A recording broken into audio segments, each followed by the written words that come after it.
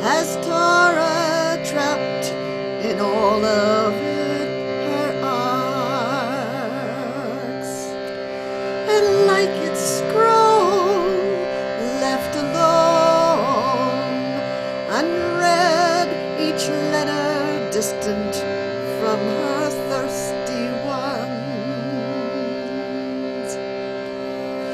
For the mourners and their families held back from her graves, and for the stricken nursing homes, spreaders of her diseases, for the great ones of her Torah, their wisdom was lost from her learners, and for their blood that was splattered during the intubation of her hospitalized ones, for the breath of her babes, which was silenced in her schoolhouses, and for communities that distributed her ventilators, for the elders of her communities, separated from her ones who visit, and for the sick ones who pray they won't join her dead, for the trouble of her parents who take care of her children all day, and for the arrogance of her consumers who rush her openings, for brides and grooms who cancel their weddings, her joys, and for the nights out in the city, missing her calendars, for the closed and empty summer camps, without the revelries of her campers, and for the infecting virus, the source of all her troubles, for the sharp, senseless hatred that strikes her marginal ones, and for the essential workers who endanger themselves for her safety, for her laid-off workers who hunger for her bread, and for the PPE not found with her healers, for the voices of her scorners at the time of her increasing dead bodies, and for social distancing and the loneliness of her people,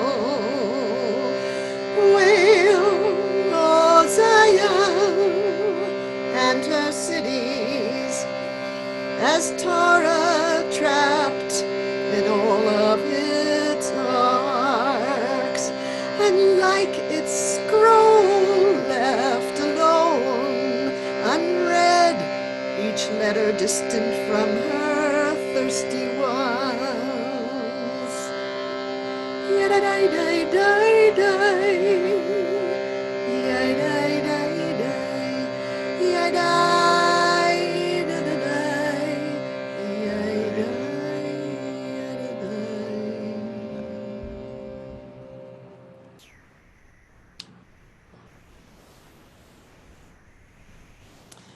So welcome to this Kzoom time to get together and to comfort each other.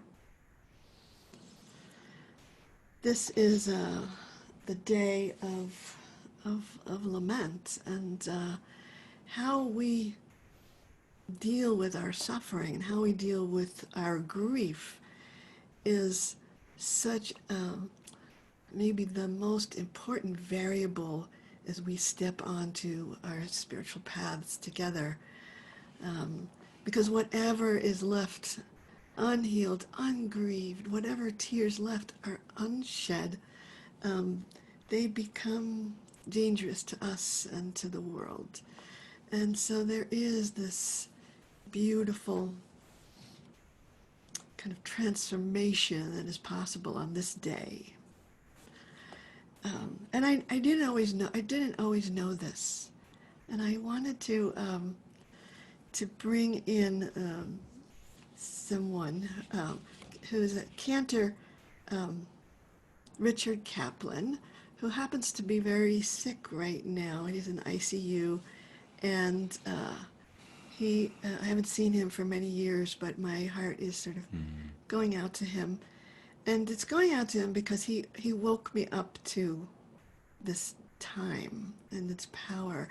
There was a Ruach HaAretz gathering, and the teachers there were supposed to introduce each other, and we were supposed to introduce each other by asking each other, what's your favorite Jewish holiday? And to my utter astonishment, Richard Kaplan said his favorite Jewish holiday was Tisha B'Av. And I was like, what? What kind of person has Tisha B'Av as their favorite holiday? I mean, I was like Sukkot, the time of our joy, it's like, no, Tisha B'Av. And I looked at him for a long time, and I said, okay. And then I think I thought about it for years, to try to understand what was he seeing that I wasn't seeing. And many years later, it was, time for me to lead Tisha B'Av. I was at Eilat Chaim, and I always tried to schedule my teachings so that it wouldn't be on Tisha B'Av. But I couldn't, but I had to this time. And so, okay. So I ended up sort of diving into the midrashim, the teachings and stories around Tisha B'Av. And I saw this amazing teaching that said that the Mashiach, the Messiah, is born on the afternoon of Tisha B'Av. And Wow.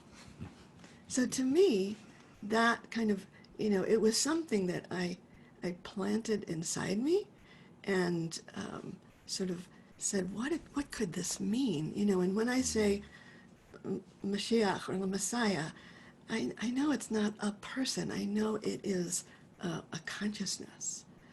But to say that consciousness is sourced in the ashes of the greatest places of destruction just kind of opened my eyes, opened my heart, and it made me look at this kind of something that could happen on the afternoon and the eve, towards the end of Tisha B'Av, if we have grieved well. And so what I wanted to do in this time together is to enter into the mystery of that turning, the turning from utter destruction to redemption and hope and vision, because that, and it's only, in its nascent form. Because I think that's what, that's why we're here, and that's why we are coming together to help us in that turning.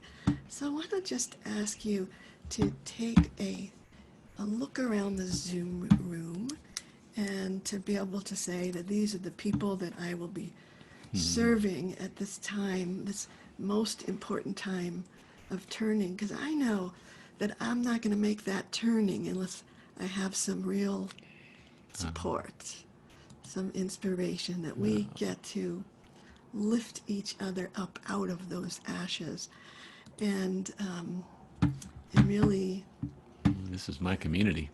see. So I want to,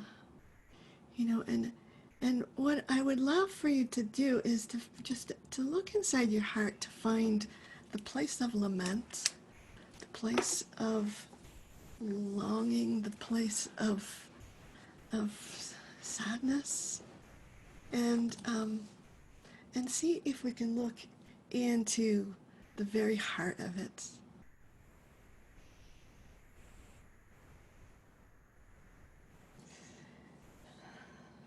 Because I think that the thing that gives me the greatest hope is knowing that at the heart of all that grief is love. And if only I could touch that place of love at the heart of grief, I know that we together can midwife the Mashiach, can midwife that consciousness, can call it forth through us. So I chose some chants that might help us to take this journey. And the first one is a realization and admitting that we are disconnected, we are withered. And it comes from Psalm 6, and that word says chanenia, which is a calling forth of grace, which is the flow of the divine that keeps us moving, unstuck. And chanenia, ki umlau ani, and the word umlau, when I research into a word, I find that the way that the prophets used this word was to describe what happens to the vineyards when they are cut by their enemies, and all of the grapes, the fruit, withers on the vine. And that's the word that's describing. And when we are cut off from our roots, that's what happens to us. When we are disconnected from our source, from our resources. And sometimes it feels like that's what happens when we lose something precious, is that some part of us dies, some part of us gets cut off. And we have to do the hard work of reconnecting with that source, maybe in an even deeper way than before. That's my hope. So as we chant this, invite you, if you feel like putting your hand on your heart, feel what the losses are in your life, in this world, and in the ways that you might feel cut off, disconnected. And this is at this time of social isolation, sometimes it's hard to remember that connection.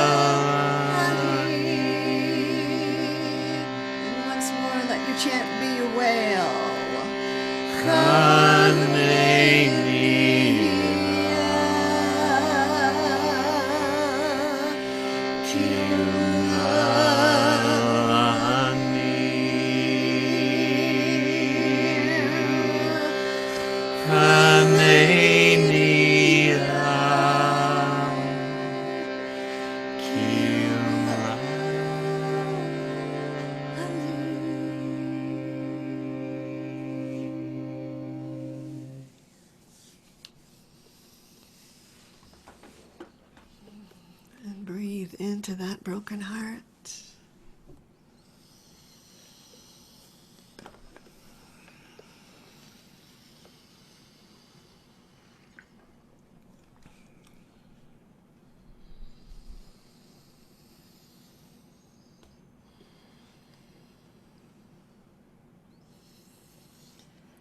Our tradition tells us that in the throes of Tisha B'Av afternoon, as the raging fires were consuming the temple, Mashiach is born. Messiah is born. Messianic consciousness is born. Redemption is conceived from the ashes of destruction. In the deepest darkness lies the strongest light.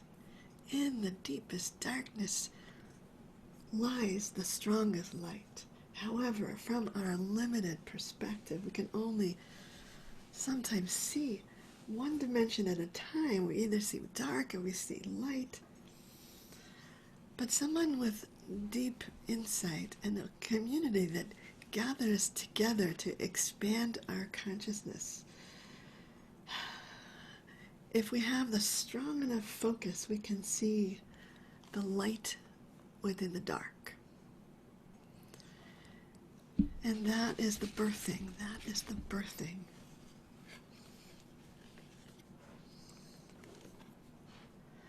So that Mashiach consciousness is buried inside us. And it gets buried under all of our grief, our disappointment, our cynicism. It gets buried inside us.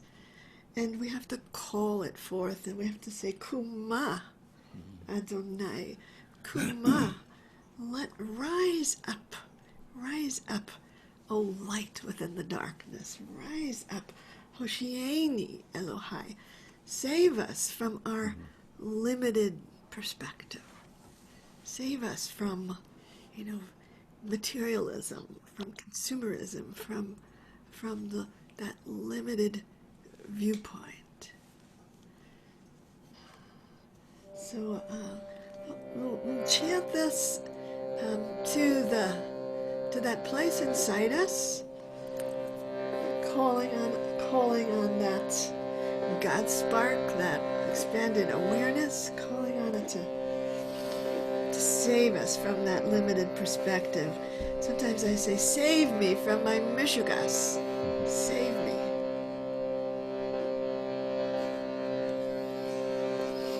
Kuma Adonai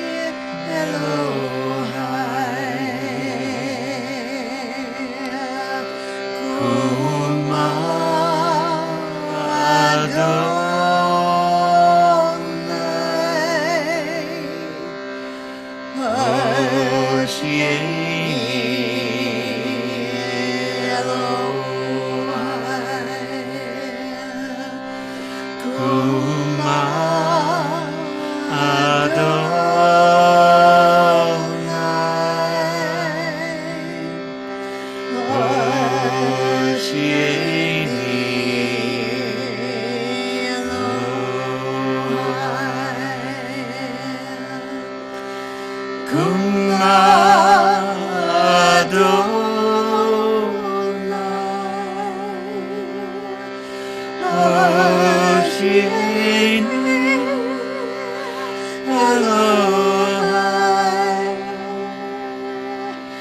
Kuma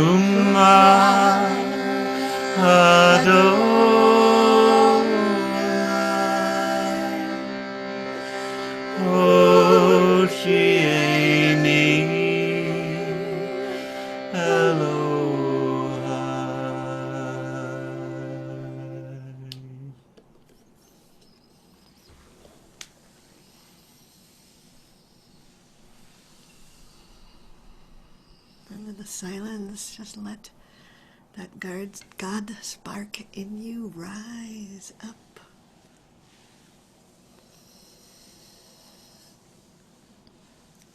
Let the Mashiach consciousness be born through you out of these ashes. From a place of contraction to the place of wide inner expanse.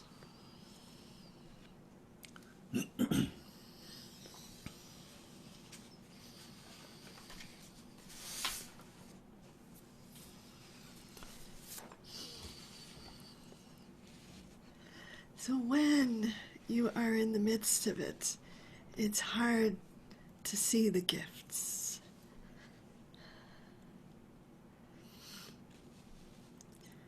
I came across this poem by May Sarton this morning called Riches Made of Loss. She says, "Partaking wisdom, I have been given the sum of many difficult acts of grace, a vital further disciplined to patience. This cup holds grief and balm in equal measure. Light, darkness, who drinks of it must change. Yet I am lavish in riches made of loss." Yet I am lavish in riches made of loss.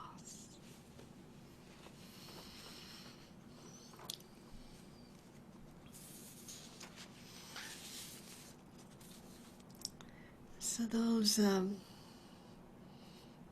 riches aren't sometimes evident at first, and sometimes they only show their faces later on. The riches that we have received through our loss. So, and sometimes it's good to look at, well, what is it that keeps me from receiving those riches? And this week I have had a bit of a challenge, which came in the form of terrible toothache, and I had to, kind of use it as my spiritual practice, the pain of a toothache, and I will be getting root canal, which I understand is sometimes people's favorite thing, is root canal, right? But meanwhile, dealing with the pain, I had to really look into my own, how I deal with this pain. And I don't know, if emotional heart pain is maybe not that different from physical pain, in that when it gets to a certain level, well, I start to get afraid. It's like this fear rises up in me, and it doesn't come, from here. It comes from this deep body alarm of pain, and at those points, the only thing you do is ride it out. Anybody here ever had a toothache like that? Yeah, there's, but I got to look at this fear that is so primal, and then the pain would subside, and I could come back to center again, and it's not it's not through with me yet, but but such and even knowing about that fear helped me to not sort of succumb to it, knowing that it is something that passes. So we all get toothaches in our hearts as well, and sometimes it clouds our vision. So the psalm that I wanted to do this practice acknowledges that place of fear, that moment of fear, and gives us an instruction that said, in that moment, surrender. To surrender. To give oneself in trust, in refuge. I'm saying that this is nothing I'm going to be able to fix. I need to surrender in this moment, put my trust in this larger being that we are. So I wanted to do this chant as a kind of, inoculation, vaccination for the fears that we sometimes succumb to, that cut us off from our wisdom, and to kind of make an intention that in that moment of fear, here's where I will go. I will remember. I will trust. That's right.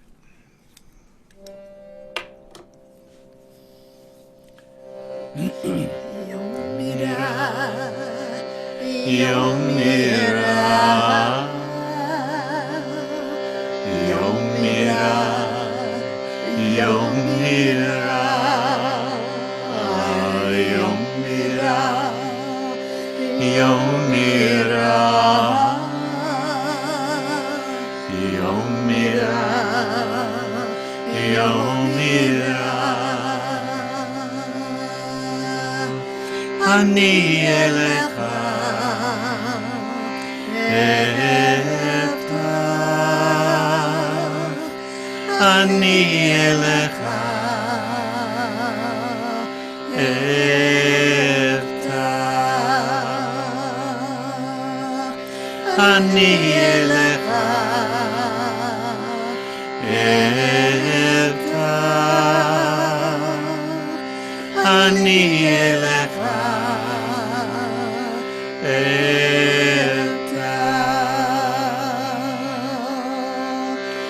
יום מירה יום מירה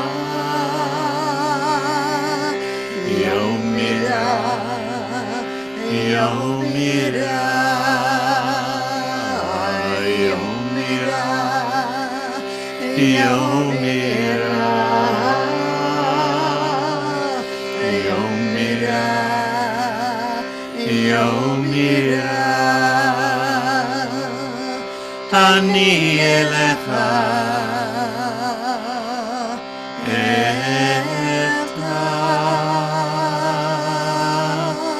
אני אלך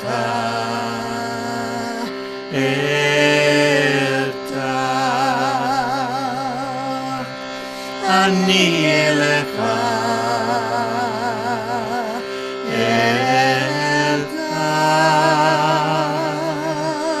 אני אלך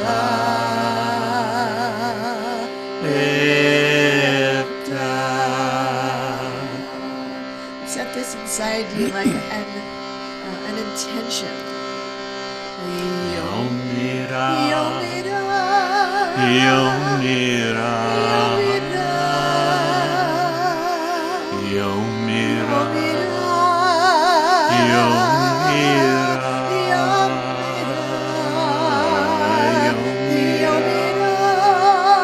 יום מירה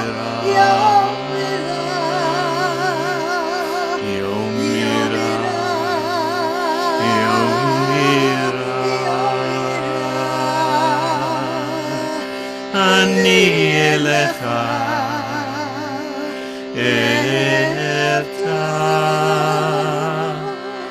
אני אלך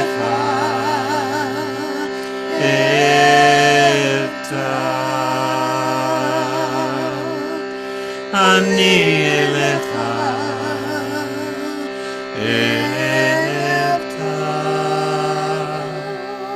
אני אלך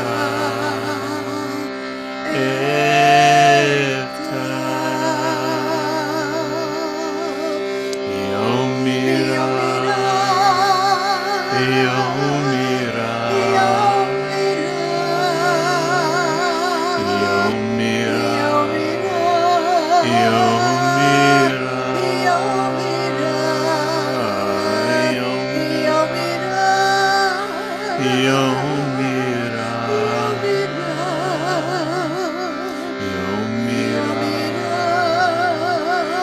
מירה אני אלך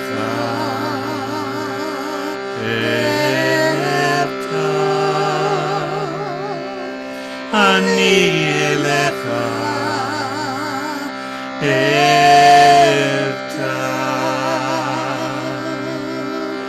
אני אלך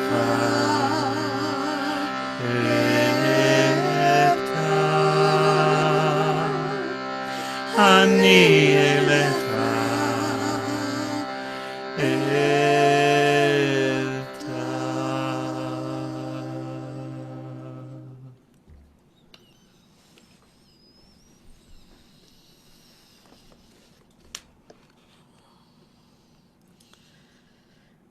Sending this intention to our future self, or even to ourselves right now, that whatever places of fear that we hold will keep us disconnected.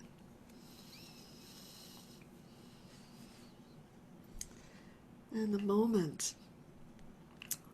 the trust in the light and dark together, that wide vision, that place of being able to see the light within the dark,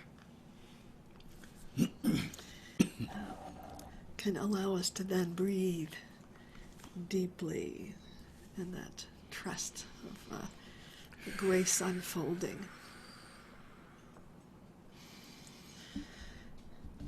So the mourner's Kaddish is really like that. It's like seeing the light emerge from the dark. It's like this Mashiach consciousness asserting itself at the moment of that is most difficult. On Zoom today, I attended John Lewis's funeral, which is very inspiring and uplifting. And at the end of it, they wheeled they carried his coffin out, and then they announced to the rest of the people they wanted to stay and dance.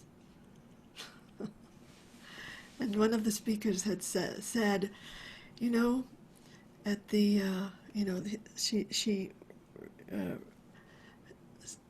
quoted a psalm that said, in the evening we go to bed crying, and in the morning is joy. And then she said, it's morning now. And it was an amazing moment, and then, the coffin left, and people are dancing. And the people, and they said they were going to show a video of John Lewis dancing. We didn't get to see that part. But I can imagine that joy, and so, and I think that the joy is there in the Kaddish.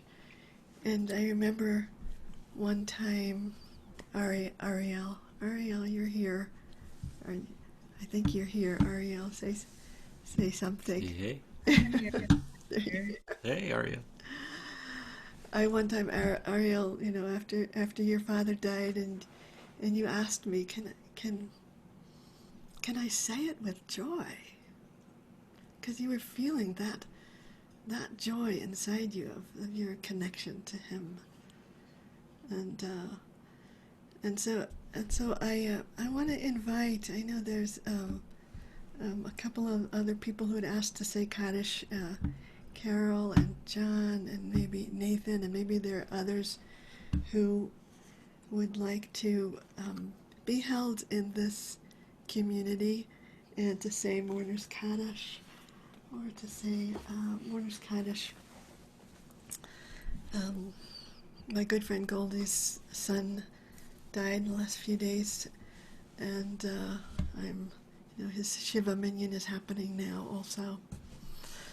So anybody who would like to stand, and if you wanted to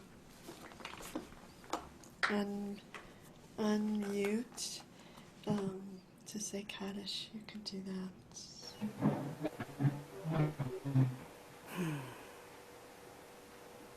Oh, and I see Yafa's mom's north side too. Gadal. Yikadash, Shmei Rabbah. Amen. Vilma, Dibra, Bechivute, Ben Melich, Mochute, Chaye Yom, Yom Echon, Chaye Dechok Bet Yisrael, Ba'agala, Bisman, Kalif, Amen. Amen. Shmei, Olam, Olamei, Amaya. Yiparach, Yishabach, Vipa'ar, Vipamam, V'yaseh, Vitadar, Vitale, Vithalal, Shmei de Kudisha, Brichu, Ve'ela Minko, Birchata, V'shirata, Tushbachata, V'nemata, Amiran, Be'ama, B'imru. Amen. Yehi Shalom Rabba Min Shemaya V'chaim Aleinu V'chol Yisrael V'imru Amen. Ose Shalom B'mrumav Hu Ya'aseh Shalom Aleinu V'chol Yisrael V'chol Yoshvei Tevel V'imru Amen. Aleinu ve'al kol Yisrael, ve'al kol yoshvei tevel, v'imeru.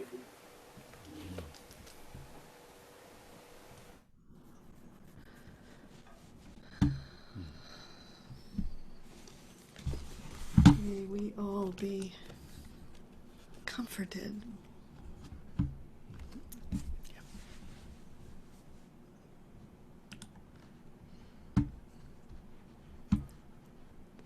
May we comfort each other.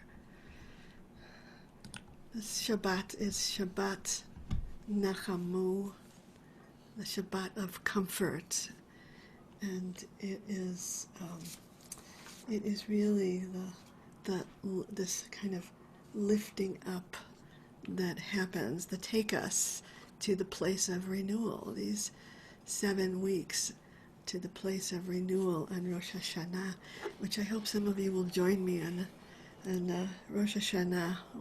We will be zooming into that journey.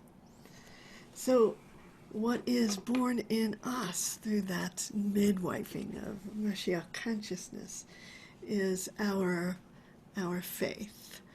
And this, I wanted to chant a line from Lamentations, from the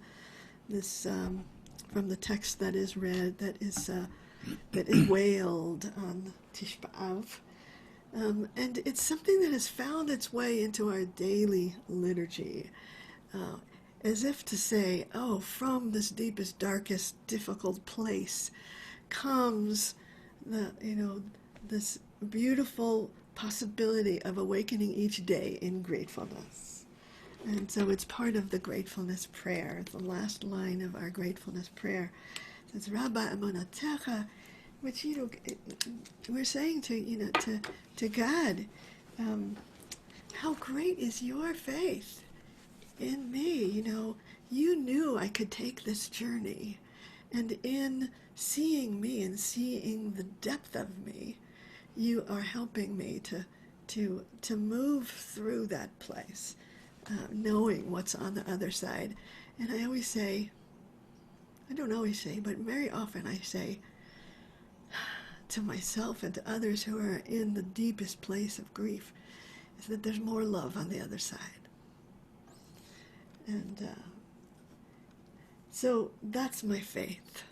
My faith is that if I enter into this journey, there will be more love on the other side. And it's true of every difficulty I've ever encountered, that if I have the courage to step through it, there's more love on the other side. So I'm going to chant these words that says, God, you have such faith in me. You knew I could do it.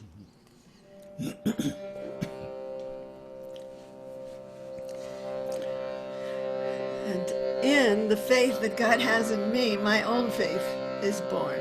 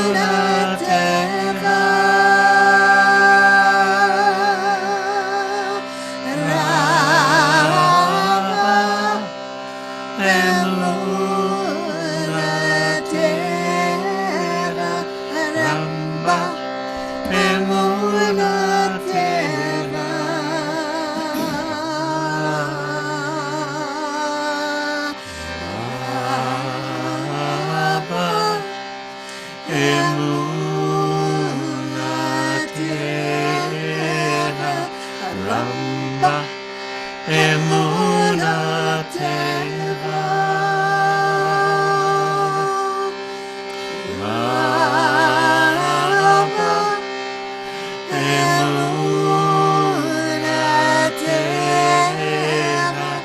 Ramba Emunateha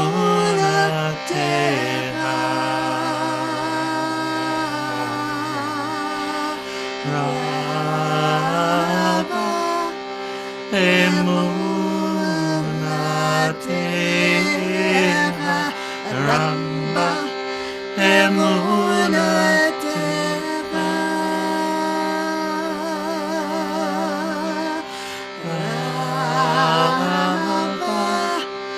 Emunateha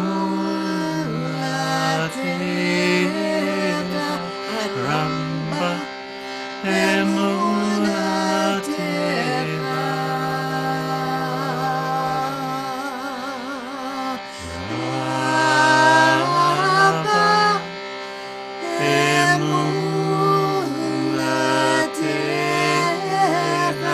Ramba Emunateha Ramba Emunateha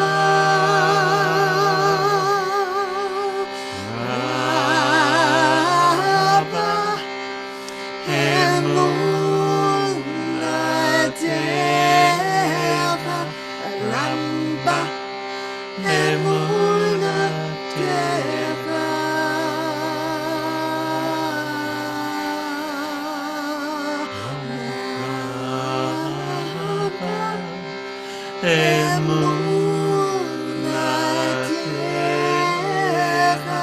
Ramba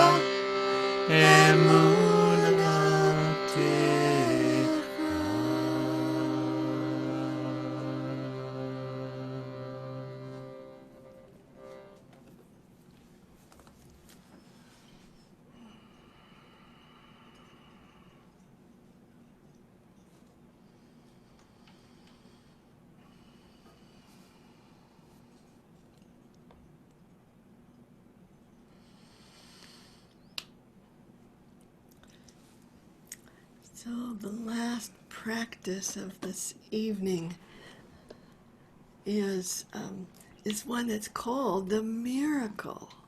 The miracle. And it's from the text of, it's from Isaiah.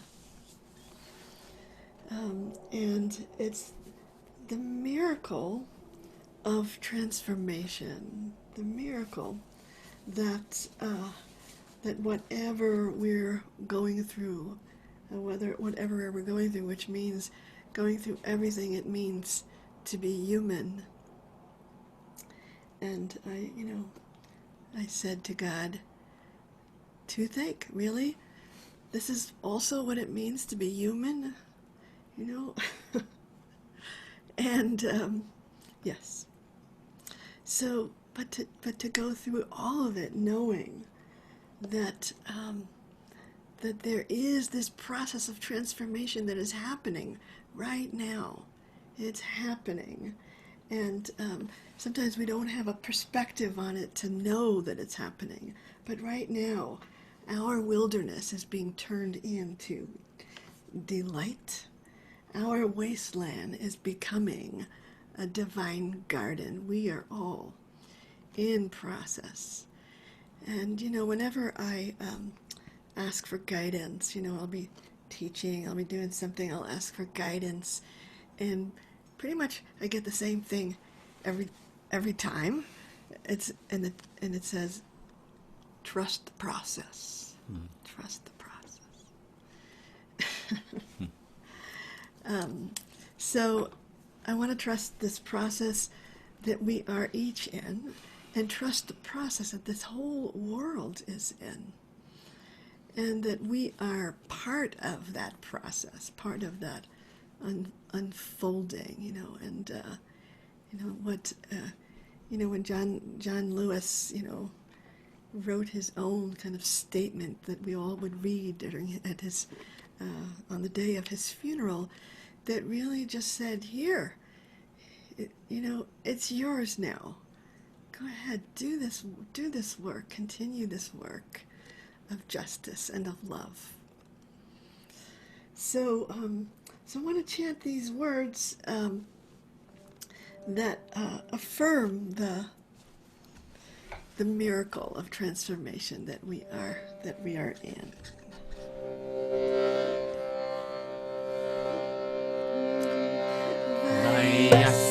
Vayasmipara Ke'eden Vayasmipara Ke'eden Vayasmipara Ke'eden Ve'arbata Ke'gan Adonai Vayasmipara Ke'eden Vayasmipara Ke'eden Vayasmipara Ke'eden Ve'arbata Ke'gan Adonai Vayasmipara Ke'eden